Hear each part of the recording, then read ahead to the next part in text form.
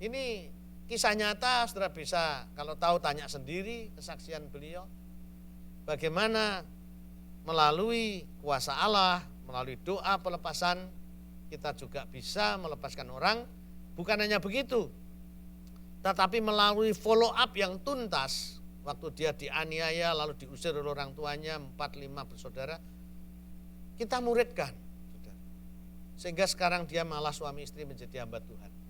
Dan ganti dia melayani doa pelepasan, dan ganti ditantang orang. Waktu dia menginjil, orang ini bawa pisaunya, saudara, kalau kamu berani nusuk aku, gitu, bisa lakukan seperti aku lakukan, aku mau jadi Kristen.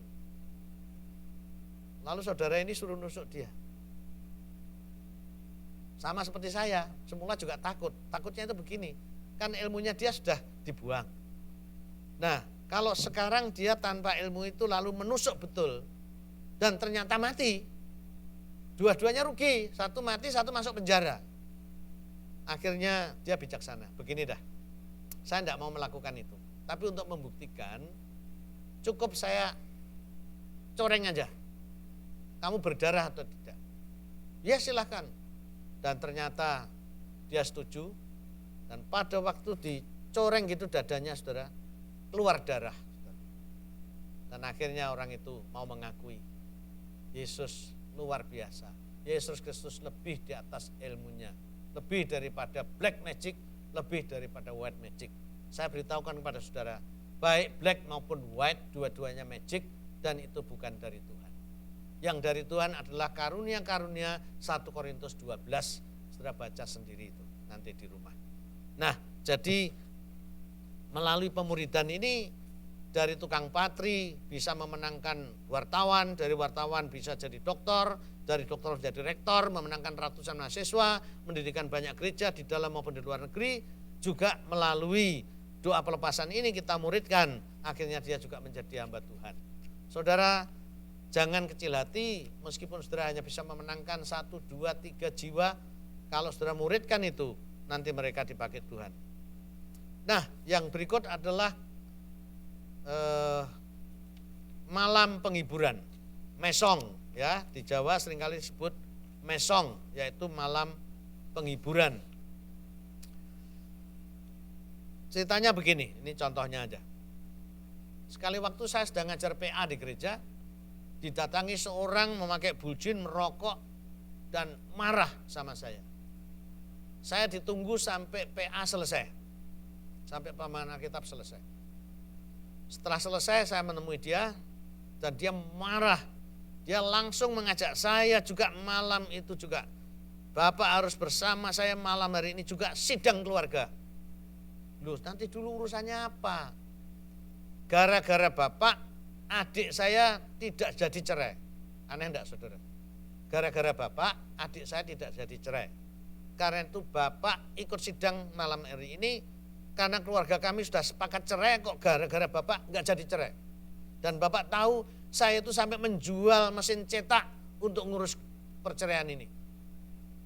Saya bilang, Anda boleh tanya kepada siapa saja, agama apa saja, kalau suami istri datang konseling mau rujuk itu didukung apa malah diceraikan. Tanya orang Islam, Buddha, Hindu, Konghucu. Yang kedua, saya tidak mendatangi dia, saya tidak turut campur keluarganya. Dia dibawa teman saya konseling dan mau suami istri. Waktu saya tanya mau berdamai atau mau cerai, ya mestinya mau berdamai Pak, tapi gini gitu, lalu kami konseling akhirnya damai. Begitu ceritanya. Tidak mau saya, kamu ajak gitu.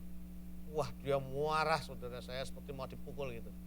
Tapi akhirnya dia tidak jadi membawa saya, bisa mengerti. Sudah, saudara, akhirnya terjadi ketegangan ya. Adiknya memang enggak jadi cerai. Lalu dia sama saya jadi kayak ada gap begitu ya. Tapi sekali waktu saya gunakan setiap kesempatan ada mesong, pemakaman, penghiburan, saya sengaja duduk mendampingi dia. Sekali waktu ada upacara penutupan peti, saya duduk di sebelahnya. Apa yang terjadi, saudara? Kemudian dia membisiki telinga saya, Pak, saya suami istri ada masalah Pak, kapan saya bisa konseling sama Bapak? Lah ini. Akhirnya dia kena dan sekarang menjadi majelis gereja saya. Haleluya. Saudara, manusia bergengsi, mulai dari kulit dulu, marah dan sebagainya. Tapi sebetulnya jiwanya kosong, rohaninya keropos. Maka kita jangan takut. Kita dekati, kita kasih, kita layani. Ada contoh lagi, sekali waktu di Batang Pemalang, saya ketemu seorang suami, seorang ayah, yang hampir saja dia mengorbankan anaknya untuk iblis. Jadi Senin itu ada mesong, Selasa dia sudah janjian sama dukun menyerahkan seorang anaknya kepada iblis.